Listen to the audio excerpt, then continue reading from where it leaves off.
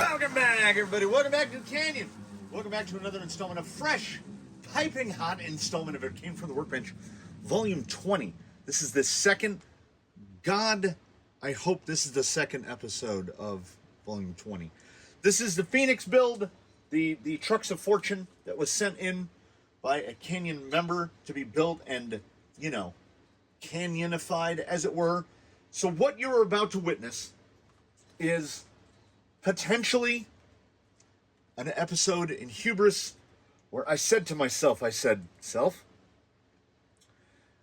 let's get it to a slider. Let's get it to a slider. Because we don't need to do things like document, well, okay, Susan. We don't need to do things like document the building of links. Everybody knows how to build a link. We've done that. We already filled one of the desert lizards, so I filled the other three mere moments ago. We built the drive shafts. If you have not built a drive shaft or seen a drive shaft built, it is alarmingly straightforward. You will recall from episode 1, we built the front axle, and a couple hours ago I built the rear axle. The process is pretty much the same, only easier because there's no knuckles. And of course it goes together like as it should, like overly precision machining, really. Then we sat down and I've gotten it down to about 45 minutes. I managed to complete this twin in about 45 minutes. And as of recent, I've really gone away from the, like, you got to have that outrunner out there. You know, we got to be able to see it. So I've really gone away from the shrouds. They are in here in the bag that really doesn't even contain all the pieces that we're not using. Like this is just some of the pieces that we're not using, because on the one hand, Vanquish gives you a bunch of extra stuff. Like you see a bunch of gears in there because this came with the hardened gears. So we got those, and then they don't mention like what to reuse and what not to reuse, so you're just on your own. There's like no supplementary like paper with it. You just go with it. It went together well. We've got overdrives, we've got four-wheel drive, we've got dig. I mean, it all feels nice. I will say there was a part of building this, and these are fabricated in-house. I did want to complain about that. So the way that they're assuming that you're going to get strength is via triangulation. It's bolted here, it's bolted here, and it's bolted here, right? Because the piece they give you that is there, A, has a hole in it, and B, is injection molded. So it's not, like, you can see the other one. I can't find the other one. It's probably in the bottom of that bag. The other one is significantly bent. And then in like step 1 of assembling the gearbox, they have you put the shaft through the motor plate, and they have you put this on. And then they say, oh, just set the pinion mesh. But this shaft isn't supported, so the spur gear can wobble around. You will never get that set right. So install the motor, but then basically build the whole thing. Finish it. Then put the pinion gear on. Then you can get proper mesh. I don't know how well it's transmitting, but we're in the closing days of the month of July, and it is raining. It is softly raining outside. It is around 92, 93 degrees. It is softly raining. It is as if we have moved to Louisiana. There's the soft hum of a swamp cooler running in the background, and it's basically doing nothing because it relies on, so it's moist. It is 63% relative humidity inside here. It's like being in a humidor. So this went together as anticipated, as it always does. I'm getting a little faster. I thought sure it was going to take me about an hour. I think I knocked the twin out in about 45 minutes. But all things told, and there are a couple pieces that I have noticed that I need to address and or fabricate in the interim here while we're working on getting this to slider format, which is, I do my own little work on these side panels because I don't run this. Now, if the OP was hoping, the owner, the person who sent it, if the owner is hoping to run this, I do apologize, but it was sent here to get canyonified, and that is what is going to happen. We run a 3S battery, so we have a servo. We got a big boy. We got a big boy. Extra strong. We've got a big boy here. He goes there. The part that I forgot to fabricate is we build a little platform here and we put the battery right there, which means we don't run the radiator. And because we're not using these chassis rails, where's the box? Because we're not running those, we're not running the fenders. I have not, I didn't even check. I didn't even check to see if they would fit on the fenders, but I don't think that, no, as a matter of fact, I know they won't fit. Where's a fender? I think they could be made to fit. We'll have to take a look at that. So anyway, there'll be a plate here, and then I put the battery here, because if we can put a little weight up on the front without having to add weight up here, that's great. So we are gonna, oh yeah, we bury the leads here. That's what we do. Oh, so I'm not a big fan of this thing. In the initial Argentum build, I would run the battery right here, and then I put a receiver box right here with all the stuff in it. And most times what I do is I get the snippers and I cut this off here, and then I take a Dremel and I grind these off to basically build this, which is what comes when you buy a VOS 410 kit, and then things get transformed, and now I just have an extra one. So that goes on. Oh, I thought I had at least something resembling organization of parts. All right, this isn't the right one. This is another one. Okay, yeah. This isn't the one I'm looking for. This is the one I'm looking for. So it just goes like this. It cleans it up. I mean, if we can take a couple grams off, because I mean, there's no real other way to put it. The Phoenix is chunky because this is why we don't need things like chassis braces. That's all one piece. This is all one piece, and then in the middle we got this big bad boy with the sides bolted to it. So we are going to we're gonna put it together. I have done the absolute worst thing imaginable, which is, as I was going through fasteners and as I was just cutting bags open, let me talk about how long this day has been going before we got to the point where I could actually turn on a camera. All in 5 hours, about 5 hours to get to the point that we're at right now, because I had all the, easy stuff, right? Put the links together. You're about 2 links a minute, probably. Had to build the axle, had to fill the shocks, had to build the gearbox, had to fabricate the standoffs for the gearbox, had to try to at least make a passing effort to collate the parts that we're not using separately from the parts that we are using. I mean, what would be great is one thing or the other. Someone to either design a geometry so that this wire, so that the way the horn mounts and the way everything lines up, design this in such a way that that wire aims backwards. That would save us all a lot of trouble.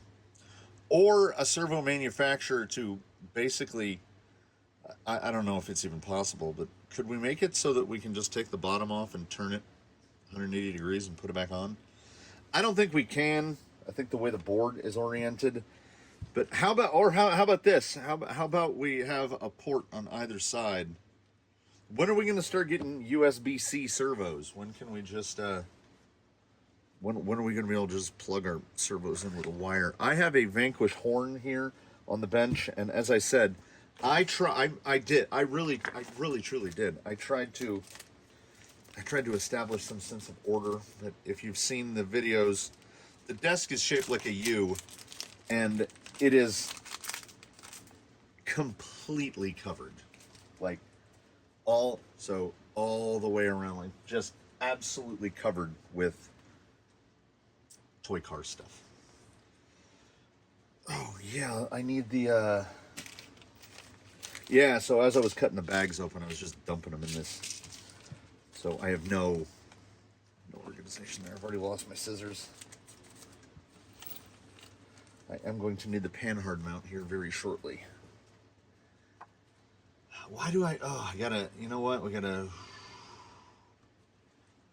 there's no rush, we're not rushing. Oh, yeah. So, this would be sort of iteration 3, revision 3 of what I've called the Hardline chassis, the one that I initially made for the rig that became Hardline. Only this one is configured in such a way as to be a Phoenix. There is the hole for the pin. I have to make a modification because the guy that goes, where are we at? So the grill goes here, and then inside the grill there's a part that goes down, and it has a transverse, a perpendicular hole, right? It has the pin goes through to hold the body on. So that little piece that holds the pin is the exact same width as this. So if I just clamp this down on these and then try to set the body down, it won't fit. So I take that, instead of modifying any of this, I take this part that goes on the body and I basically just touch sand it on either side. Take about a 0.5 millimeter off, and then it fits. So that's my lazy, easy way to do it. I am hoping, yeah, let's turn it around the correct way. I am hoping that I countersunk the holes that need to be countersunk, and didn't countersink the holes that don't need to be countersunk. We will indeed find out. I am going to have to dig into my supply here because I have made changes, obviously, that means that some of the fasteners, yeah, we're gonna have, this is gonna be a nightmare of fastener management. And why I made the statement that this may be an episode in an exhibition of hubris is this. I didn't even check to see if these would fit. Like, I just assumed. Now see, did that go through all the way, or is it hitting the servo? I didn't even check to see if these would fit. I made them, and I made all the holes, and I made them. I had the rough trace done this morning.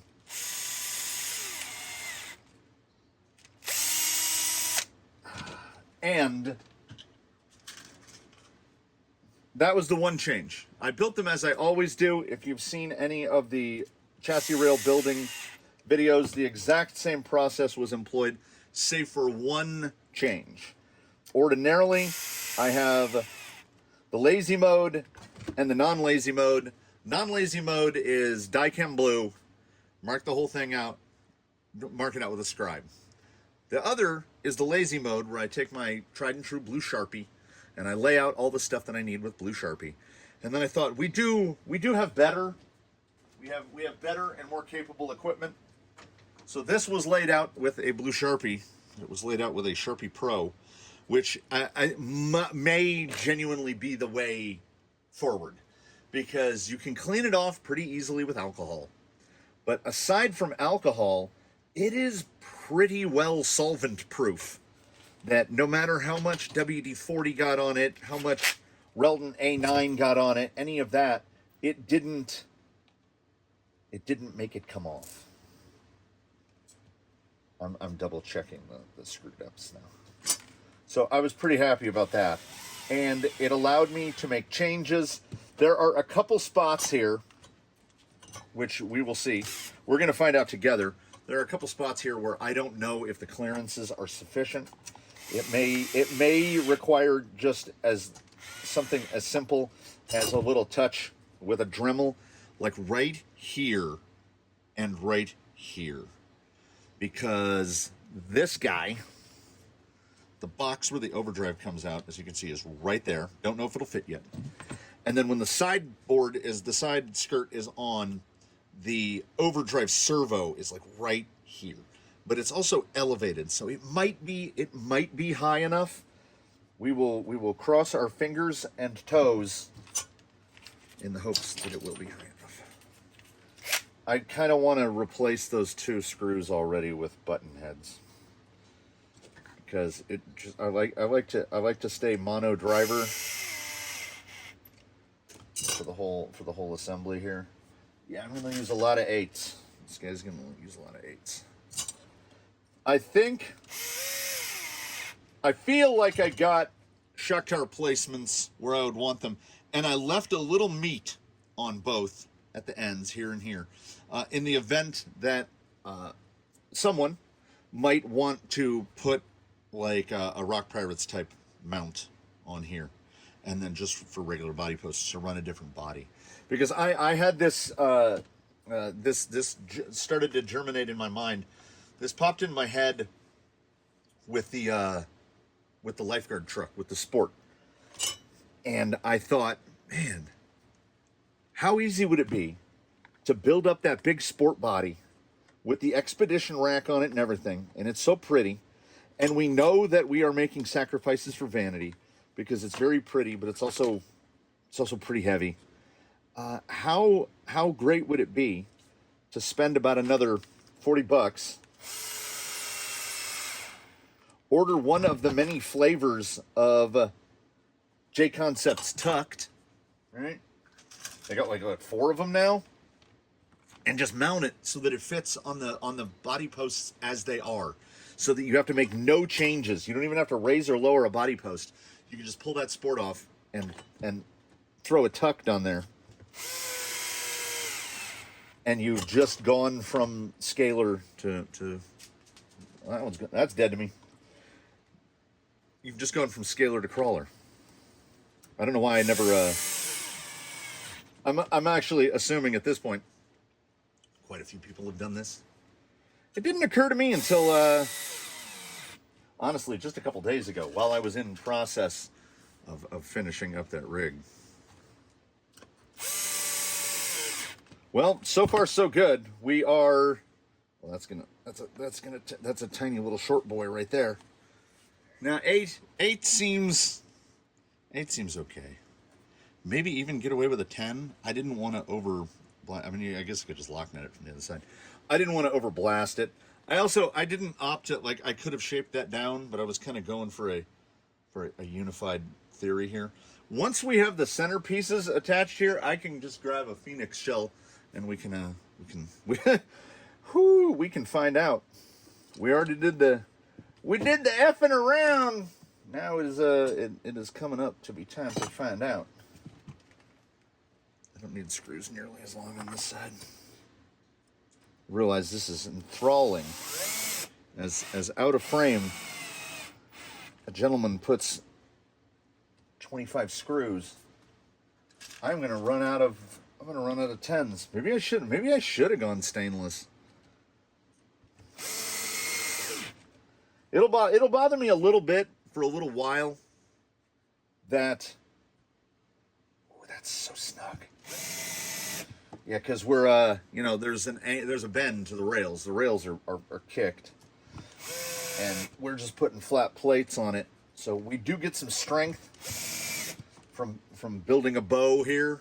The whole chassis will be under tension, and because we are building a Phoenix and not something that sprang from the depths of my worm-filled mind, we should not have to take this thing apart and put it back together like 16 times. It should just assemble. I figure we'll get to do a reveal. You'll find out where all these screws are going because here's how much you can see. It's bad framing. I apologize. Boy, there's a lot of screws in this thing. We haven't even gotten to the chassis. The center, the skid's not even in yet. Oh, that's a 10. We need an 8 for that. Yeah, if we can, and then, well, the beauty is I don't have to be super on point about fastener installation, because if I decide that, like, say for instance, okay, oh no, this one's got all the words on the heads. This isn't bad. Like, there's an oddball. But once it's all clamped together, we can just, we can replace the ones that we don't like at the same time. So this guy wants M3s. M3s. Oh, yeah, they use little M3x8s. Yes. But I countersunk them. You will see. We will get to see together. Oh, let's see. Now we find out. We're to that point where we find out. Have to. Oh, might have to loosen some of those screws up a little bit. Oh, I'm gonna have to use some muscle here on frame. I do apologize again. The fastener situation is really getting out of hand here because I'm kind of going my own. We're going our own way here. Oh, I mean, already it is a beefy boy. It's a little beefy boy. We need to get these sides installed. And I think I accumulated the correct fastener. Because we can just throw these sides on. You know, you will forgive me. I am finally, mercifully going to adjust this camera. I don't think anyone could make an argument compelling enough to tell me that that is not better. That looks a lot better. I think I was trying to frame too much into the shot. We were basically seeing a bunch of stuff we didn't need to see. Man, I do love a Phoenix. I didn't even put any shafts inside the VFD twin incorrectly. I got it right on the first try. Because this isn't my first try. I was sitting trying to think, how many twins have I built? 6? I think this is my 6th one. But then, amend to that, one of them, I want to say Argentums, has been apart and back together 4 times, 5 times. Because he gets a dreaded click that comes and goes. Seems to be a VFD thing. We'll see. We'll see on this guy. Let's hope. Let's hope against hope for the very best. I will be able to show you here in a moment. We'll have these installed, and I will be able to show you where I have to modify these side panels because I don't use the, you know. Maybe there's somebody out there running a big 3S 5200 stick pack in here that is taking up all the space, and a 3S like 5000 weighs 20 ounces, give or take. That's more weight than I see any need to put on here. And now we are already to the point where we can find out whether or not the body fits. We don't have, I mean, you just saw the clear body, but we've got a guy. We can call in a favor from a guy. We've got some Phoenix around here.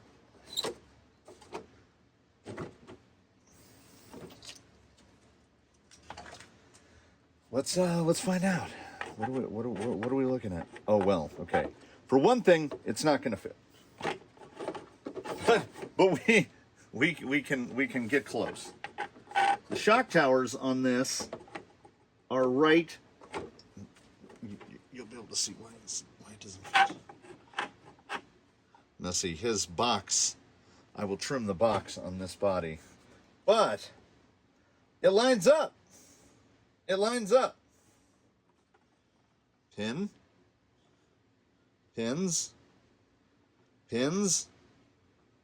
The body's gonna fit. The body's gonna fit. I'm not saying that I was worried. And the beauty of building it this way is I can trim this before we even get to paint. I can trim this box out to get it to fit.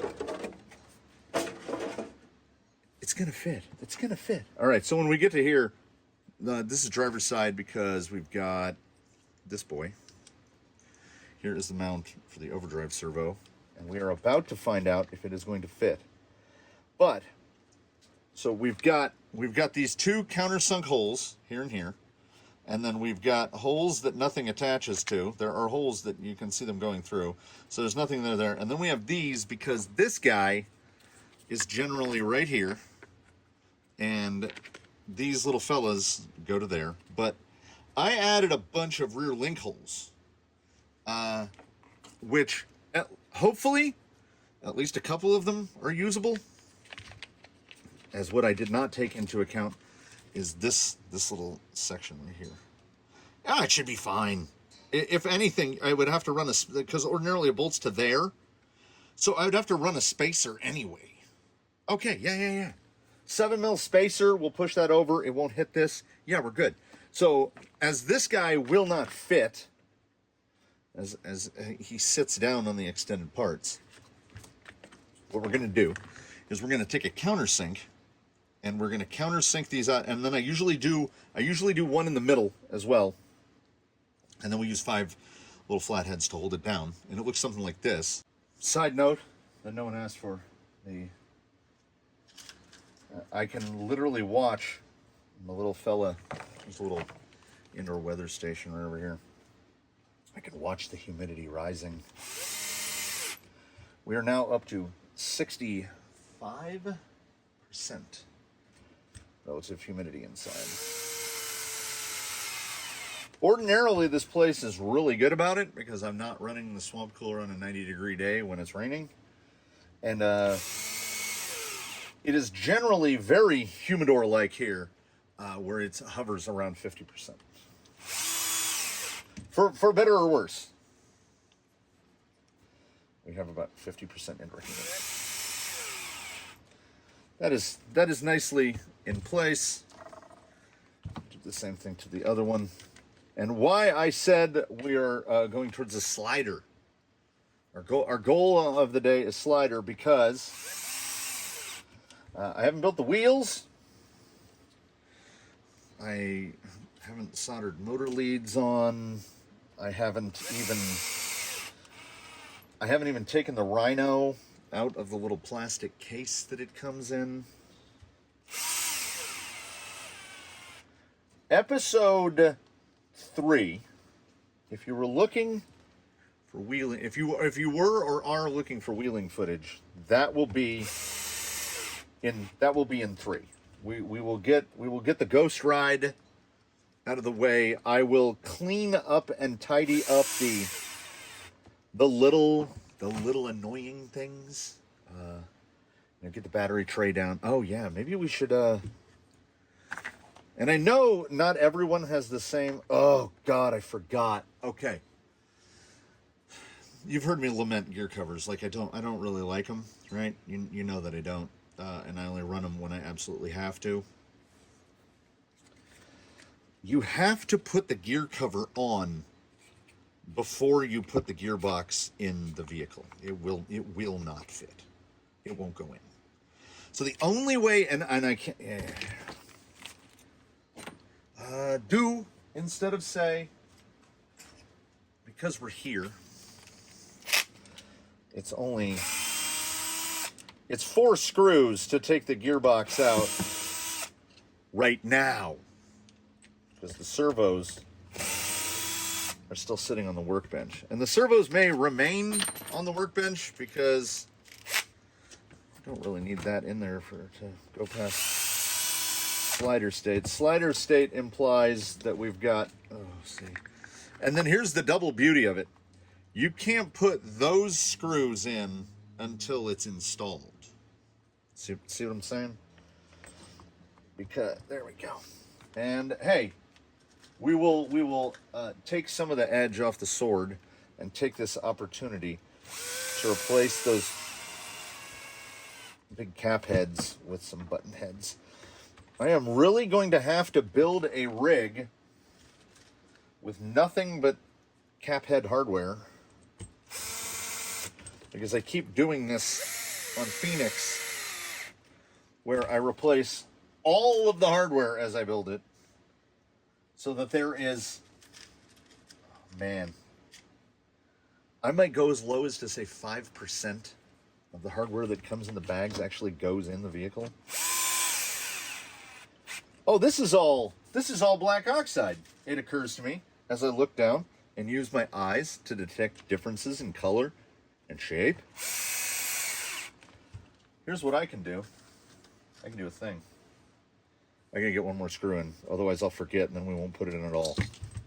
So no, we have not mounted links yet. So there will still be fasteners that go into play. We grab our buddy bar magnet. We'll move this offside here.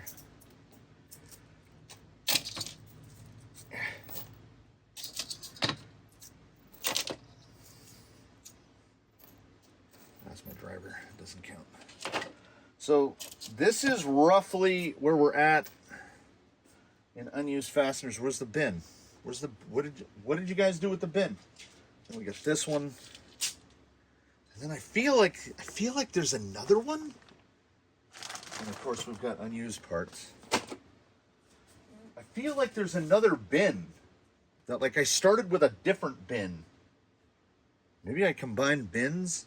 Anyway, here's the amount of screws we haven't used yet. I do have to mount the links, so we're going to use 24 screws to get through that. Oh, man. Yeah.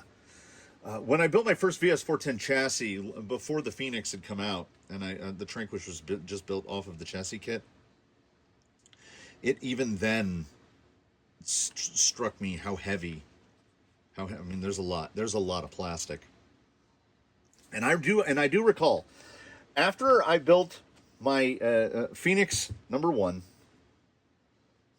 and someone on the internet was like, yeah, the Phoenix is pretty good for a trail truck, I guess. And I took some small umbrage to that. I was like, trail truck. I mean, it is. It is. Particularly if you're running that body. Comp dudes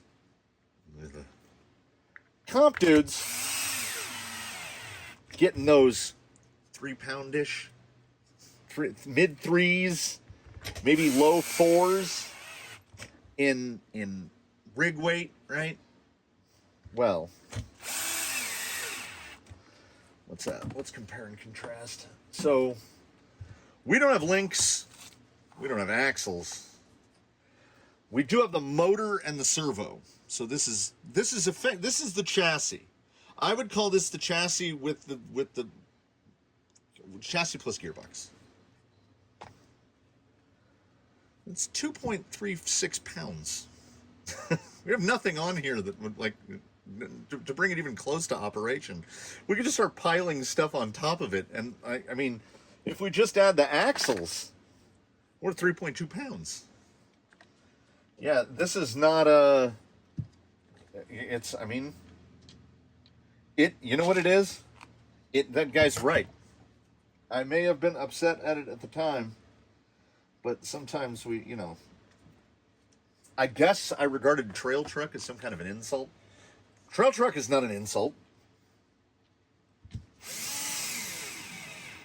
And if this is indeed a trail truck, if we do decide to classify it as such, it kind of, at least in my estimation, oh, by the way, burying it again,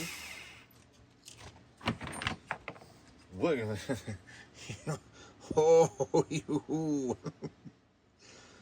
Yeah, and again, I just didn't check. Like I just started putting the screws down. So if that had been too far back, we would have bent the life right out of this. But we didn't. It's there. We're just gonna keep bolting factory plastics on. I can flip this over now. Let's see if I can do this. Tie rod. Okay. That I'm gonna say that is either the Panhard or the drag link. So Panhard drag link, that's steering stuff. Reduced, which I'm gonna say rear upper, rear lower, rear lower, rear upper, 2 front lowers, and the front upper.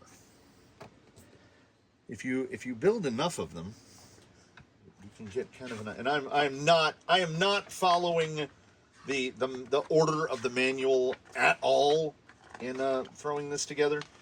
The only thing I need to find out is what do they want for 20s? 20s. Do I have 20s? Baby, Atrax's favorite is the 20. So we are, to the pleasure or chagrin of the owner, we are just 20 in this thing out, button heading this thing out. We're going full button heads. If I can get no socket caps installed, I will consider that to be a success, because there's really nothing quite like an entire vehicle that assembles with one driver.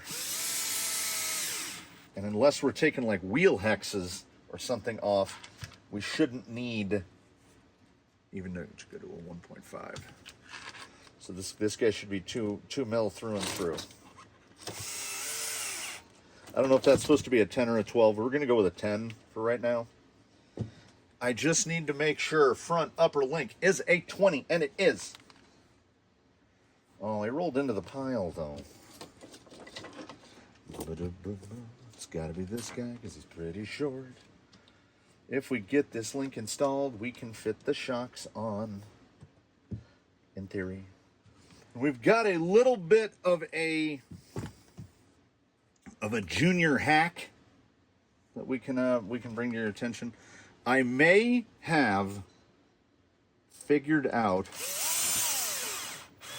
a workaround for the annoying part of the desert lizard, and I know there's a lot of desert lizard haters out there, but I don't hate them. We may have found a workaround for what is to me the annoying part about the desert lizard. That being that they use their own little proprietary kind of like shouldered ball that goes in here, and then they use just get it out of here. They use a flathead screw like this so that this can have movement, so that it's not just clamped. Which means that when we're installing them on axles of a particular sort or variety, like say these, which have a double shear shock mount, so when we go to mount this in there, it doesn't like it because it will try to press one side all the way up against. So we have a couple options, and I have one that is currently working. It is installed in the Tranquish, and it is working because during his last, not the Tranquish, who did I just do desert lizards on? Somebody's desert lizards were mounted. It was Zoidberg. Somebody's desert lizards were mounted, quote unquote, right side up, the body on the top. And I rebuilt his shocks for full droop configuration and mounted them upside down. So shaft on top, body on the bottom. Because then the weight of the shock itself, when you have them mounted like this, the body of the shock itself is unsprung. When you have them like this, the body of the shock is sprung. It's above the spring. So you can reduce your percentage of sprung weight by turning your shocks upside down. And someone might say, oh, well, I mean, it's not a lot. It's true, it is not a lot. But it is an amount. You can't argue that it isn't an amount. And also, a shock this way, these have good seals, but a shock this way is nevertheless, more oil is going to escape mounted this way than mounted this way. Because, gravity. Particularly if you spend most of your time in the configuration that you were supposed to, which is the other way around. I think we can get axles under this, and I think we can get shocks in this. I've got to find you know what I need to do? I need to find I don't have any of the balls for the shocks. I need to find the shock balls. So we're at the point now of putting axles on and making a thing that slides. We'd have a slidey thing. This is where we've landed for now. It is suboptimal because installation is annoying. You've got to get one on, and I build them this way so that I can push that way to compress that O-ring and get the other one. But there's no I mean, they feel like they're dead silent, super smooth, and Desert Lizards come with a bunch of extra. Where's the little baggie? They come with extra. All of them come with extra O-rings. Every pair comes with 4 extra O-rings. So I'm sure that there's a one-piece solution. This is 10 millimeters wide. I'm going to either make something probably out of Delrin. I think that tinkering with these, and my other was I was using the nylon, the white plastic balls that come with the element shocks now. I was using those to what I would reckon to be good effect. And the only thing I didn't like about it is that I don't know if I can kind of show you. So where the ball goes in there, the part of the element that comes out the other side is slightly smaller than that diameter. So you can get some motion, but to get them to kind of like loosen up, you kind of have to do this on the shock, and it will like work the plastic. And then you can get about that much movement, whereas these are full movement. It's just that this would be an okay solution if the O-ring was smaller and or harder. Now, I do have bins full of O-rings, and I need to check. I need something very small. And if I can find what the ID number is of that particular O-ring, maybe we can indeed just sort this, just stick an O-ring on it. Because if I had a O-ring with a smaller ID and a bigger OD, so something around 3 millimeters thick, I could just use a single O-ring on the non-flanged side, the domed side of, doing it again. I can just use a single O-ring on this side, on the domed side. And then we'll have full range of motion. And if it's like a big, hard Buna O-ring, we shouldn't have any issues with it drying up, cracking, falling apart. And O-rings are cheap. Really, really cheap. The thing is, they come in a number of sizes that is close enough as to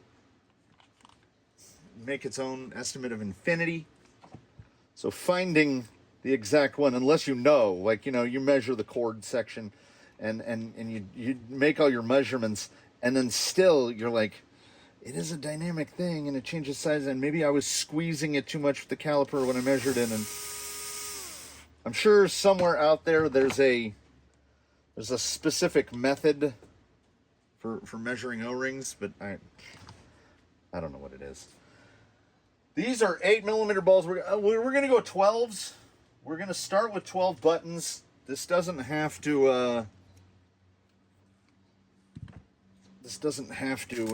be operable. It just has to be physically attached.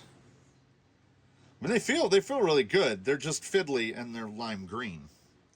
I mean, the lime green goes with that metallic a little bit, I would say.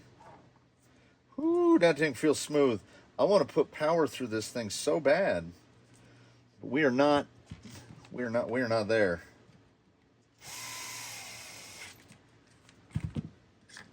Get these uppers.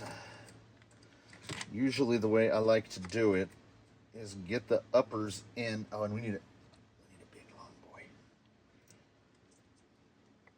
Now, you all know what's going to happen. At some point, like I'm being diligent now, I would say. But at some point, there's a lunatic, and he's got a Bosch power driver, and he's going to be out here, and he's going to be going through every fastener on here, what we call fastener optimization, changing out the ones that are too long, changing out the ones that are too short. The fact that the bottom of the axle, all the stuff on the third members, is all attached with stainless, and the rest of it is black oxide, is killing me. So I am going to have to arrive at a decision to go one way or the other. We've already made the no cap head decision, and I will probably, because most of my stainless hardware is from McMaster, so it's good stuff. It's not as strong as black oxide,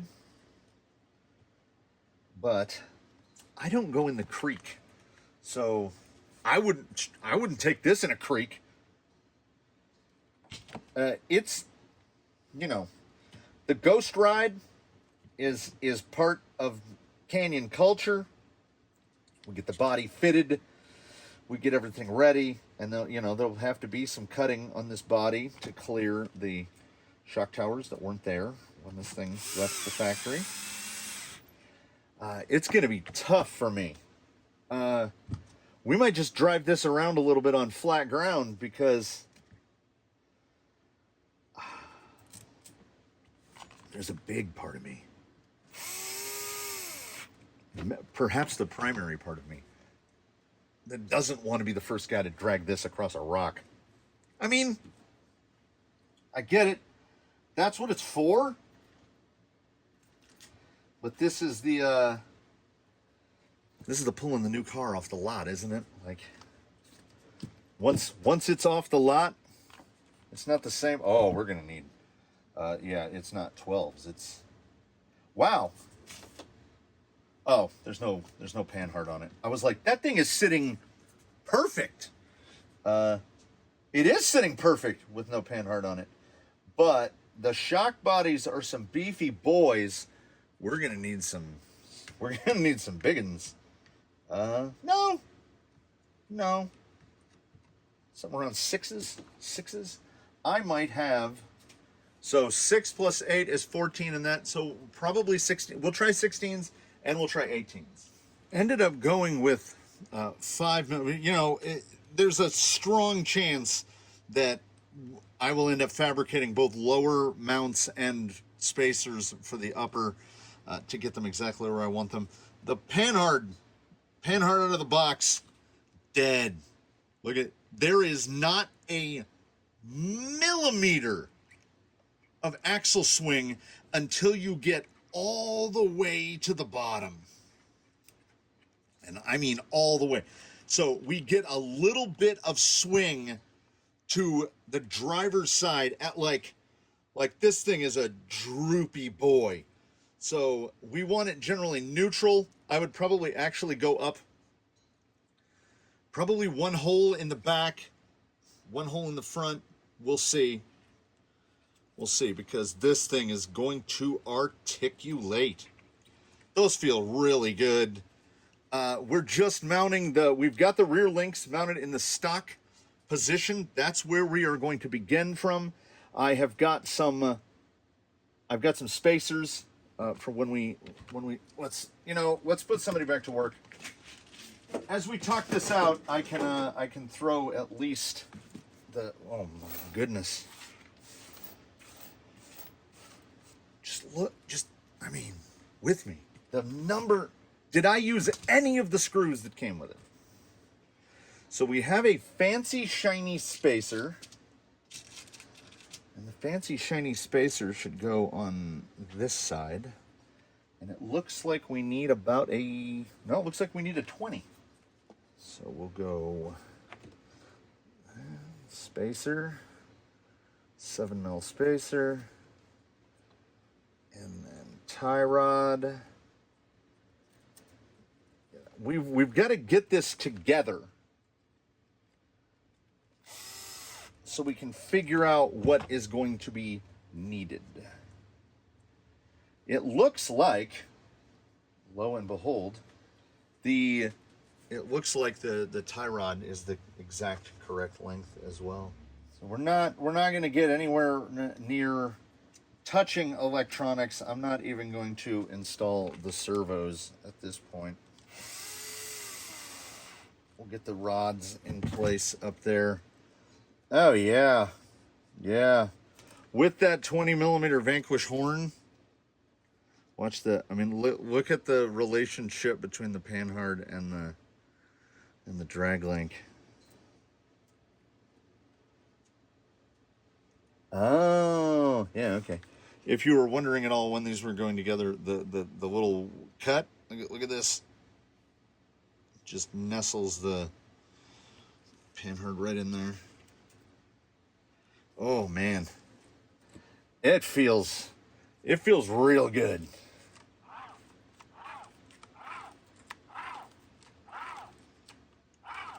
It's gonna wail like a banshee, I hope. We are gonna figure some things out. We all love the box back here that is basically inaccessible unless you want to put an extension on everything. The Rhino is it taped? No. The Rhino is not a small boy. And I am always reticent to cut wire. And I don't know why.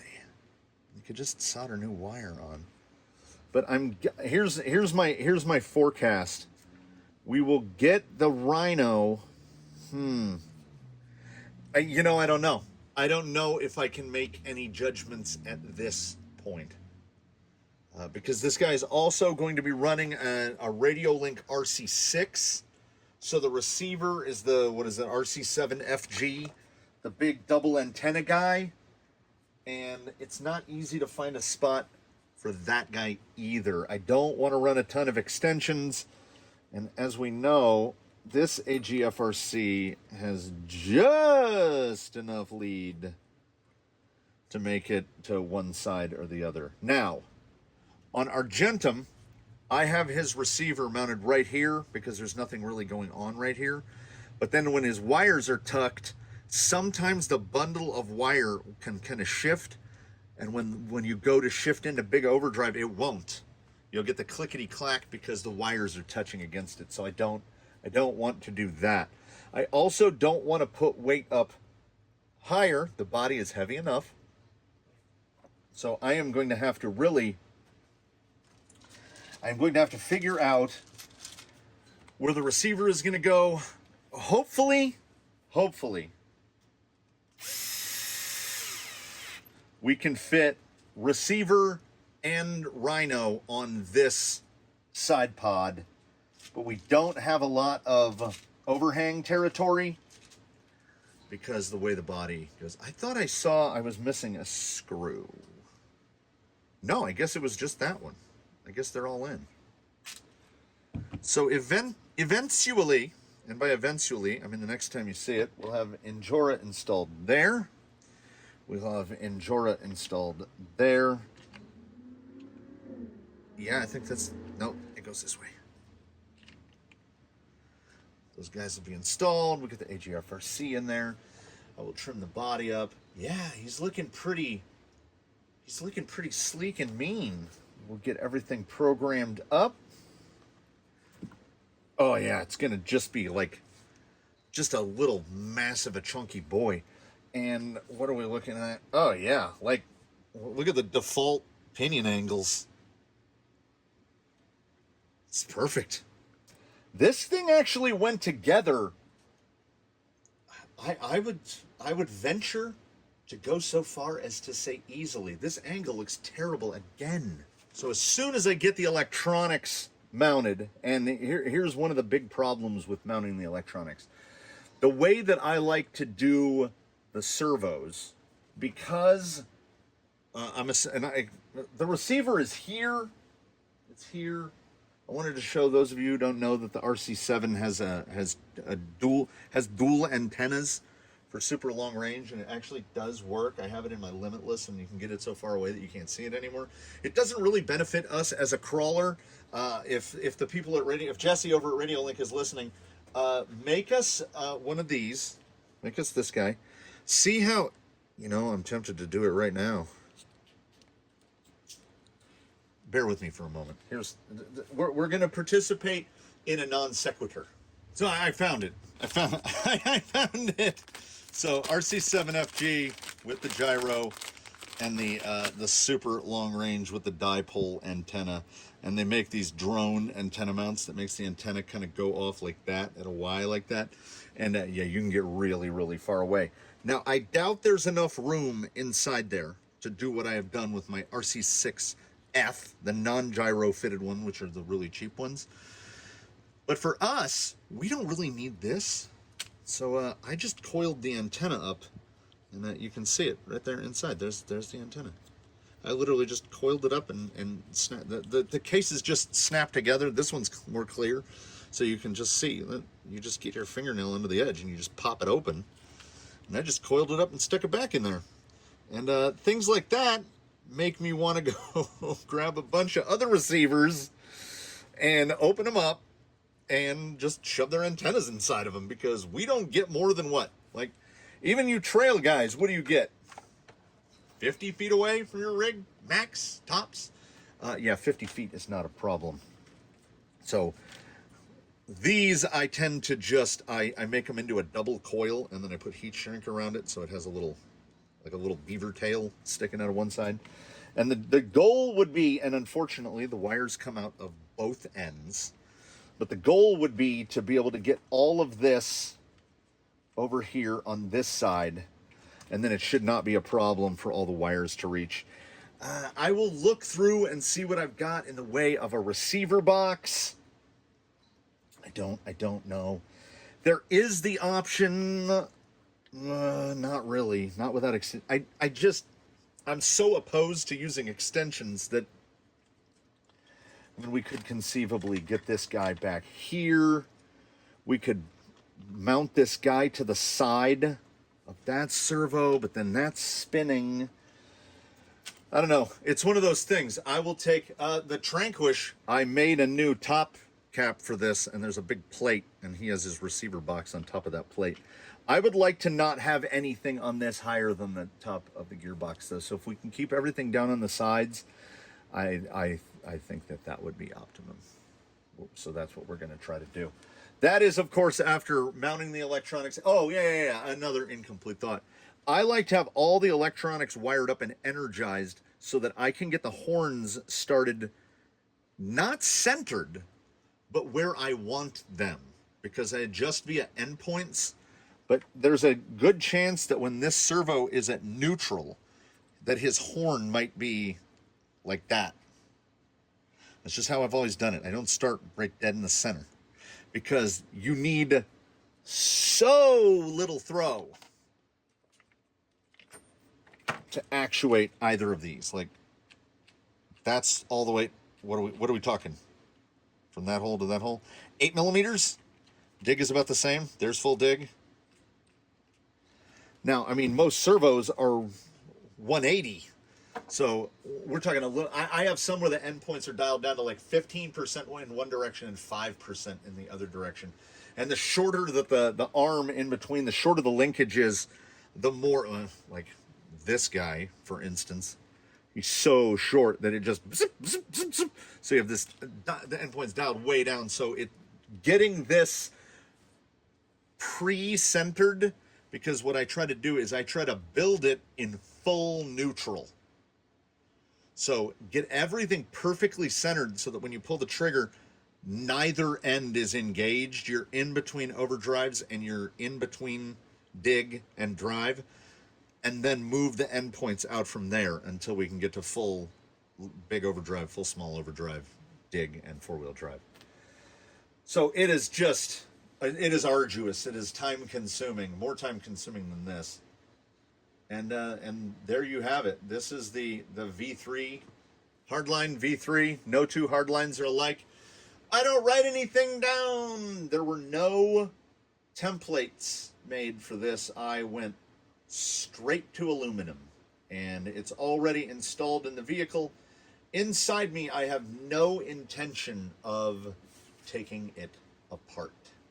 So we are going to get to tinker and tamper with things like changing the anti-squat in this guy, because I can see now, even with the dig linkage in place, the top hole is not out of question. We can get the uppers all the way up there. Yeah, we will mess with the tuning. We will get wheels on it. Do I want to grab a set of wheels on it and see what kind of flex it has on it? Yes, but I'm withholding. I'm stopping myself. I'm just enjoying the view. Let's center up. There we go. I'm just enjoying the view. Ugh, that's not helping. It looks like it lost all of its guts. To anyone who thinks that a guy who makes toy car videos staring at mostly the same part of bench with old Teddy Roosevelt and Luffy on there, and isn't thinking about the aesthetic, I can tell you that a part of me is always. But luckily for everyone involved, you all, me all, I'm also super easily distracted. So I can manage to work past it and not obsess or dwell on it, because I've got too many things to think about. Can we talk just for a second about how surprised we all are as a collective that all of those screw holes lined up, all of them, like every hole has a screw in it. I don't know if this, you know what? Hey, desert lizard haters, come at me. These feel fantastic. I'm also really anxious to feel the raw power of the, is it Surpass 9i? It's a 9i mod. To feel the 9i mod, oh, we're in dig. To feel the 9i mod 2250 on this VFD on straight axles. I'm a Phoenix Portal guy, but man, no one could convince me that isn't just gorgeous. They don't stay gorgeous for long, though. Oh, those angles too. And you know, he sent me the Vanquish horn. It's gonna get the correct horn in the front, so everything's gonna the front. I don't even have to mess with the front end geometry. It's just gonna work. It's gonna be amazing. Yeah. So I will have fabricated this plate so that we can get the battery on there. Electronics will be mounted. There'll be some behind the scenes, even more so than, I mean, I wasn't going to go through a whole nother episode of, because it's the same process every time. Only now I've learned Sharpie Pros. Sharpie Pro, the speed secret. It was about, up till now, we'll discount building the axles. We'll take that separately. I want to say like 6 hours total for full assembly, fabrication, everything. And we don't have much left to fabricate, thankfully. I would like to stick with all stock linkages and links if possible. I think that it should come from the factory with aluminum standoffs. That should not be an optional upgrade, because the difference that you feel in the rigidity in the front end is remarkable when you put aluminum on there. And I made those. That is literally 50 cents worth of aluminum to get those, and it needs it. All right, I got to stop talking. I'm supposed to be helping the wife with something. I don't know what. And then I got to come back and sort of. And there's wait, don't leave yet. That's where the rest of them are. I dumped them in here. Oh my God. Like I say, a lot of times we make decisions that impact future me. It's future me's problem.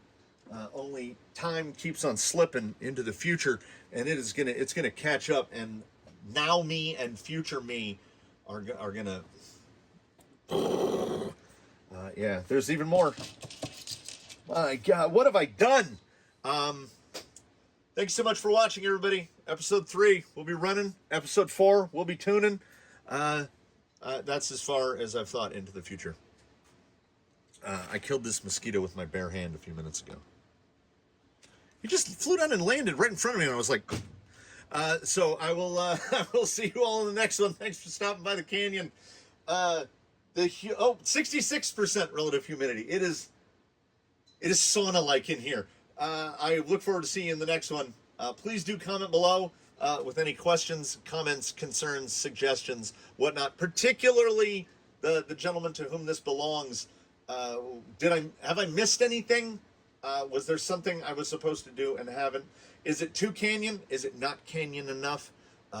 Everybody chime in. It's a free platform, right? Whatever. Well, I mean, we all pay for it, but you know what I mean. I will see you in the next one. In between now and when we meet again, please win and I'll do your very best. Have a good one, everybody. We will catch you next time. Susan, check for clearances. Susan, spin us out.